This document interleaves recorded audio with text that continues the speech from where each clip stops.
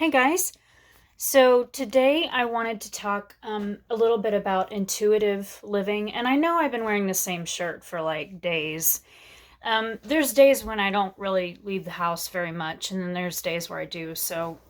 Or I just put, if I do change, I put back on what's comfortable. I know that's irrelevant to this video, but I'm just being me. But I wanted to talk about living intuitively today. Um, as we spiritually awaken, as we progress in our awakening path, in our growth path, whatever label you want to name that, we we learn more about our bodies. We're tapped more into our bodies, and we're tapped more into our psyche, into our mind, and what we're thinking at all times. And so it's very important that we um, listen. We listen to our intuition, and we listen to our bodies. Our bodies are always telling us what we need.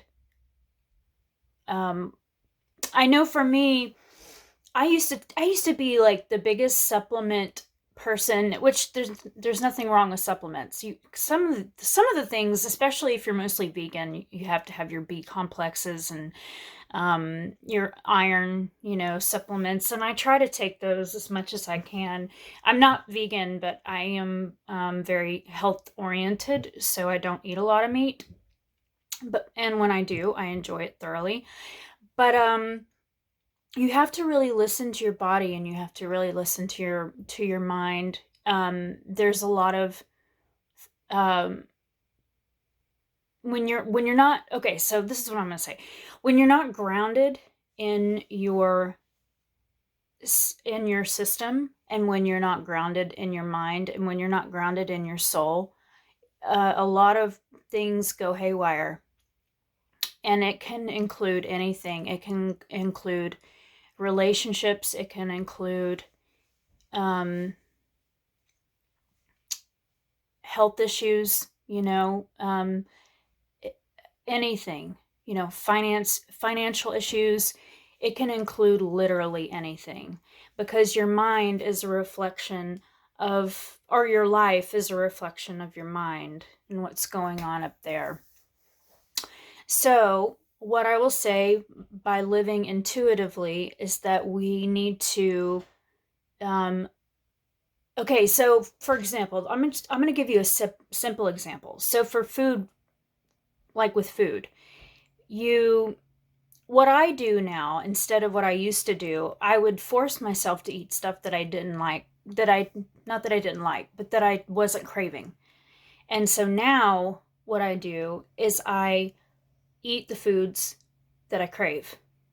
And so, and I'm blessed in a way that I'm able to keep a fridge stocked for the most part with foods that I on and off crave. So, and most of it's fresh, or most of it's not a lot of heavy fattening, or it's foods that enliven the body.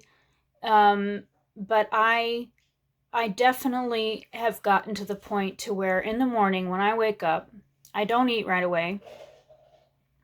I'm not hungry first thing in the morning. I want my tea, and I want to meditate, and I want to be on my trapeze. And then after that, I ask myself, okay, well, what do I want? What is my body craving? What is going to fill me the best at this point? A lot of times it's just like toast or something, or and some freshly squeezed orange and lime and lemon juice, or something like that. Um, it's different every day, but that's what I'm talking about with intuit and listening to your intuitive nudges from your body.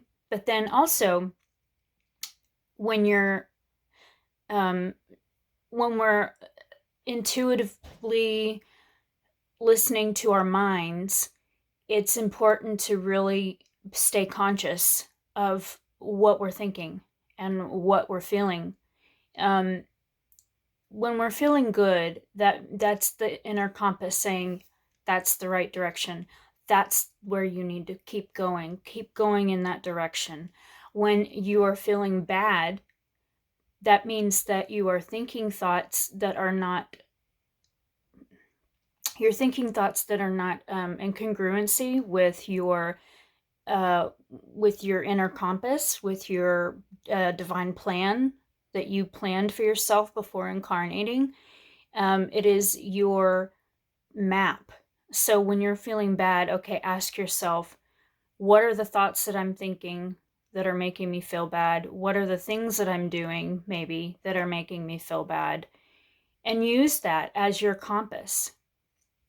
So, intuitively living is a very different experience than having a plan all the time and thinking you have to do things all the time, or it's a very different way of living in, as Wayne Dyer used to say, inspired, living in spirit, inspired. I love that quote, or I love that saying that he used to use all the time. He actually wrote a book out of that, actually. So tap into your body, tap into your mind, and always stay grounded within that as much as you can, because that's going to help you live a more thriving and healthier existence. And that's very important, especially during these times. All right. I love you guys so much. Signing off. RK.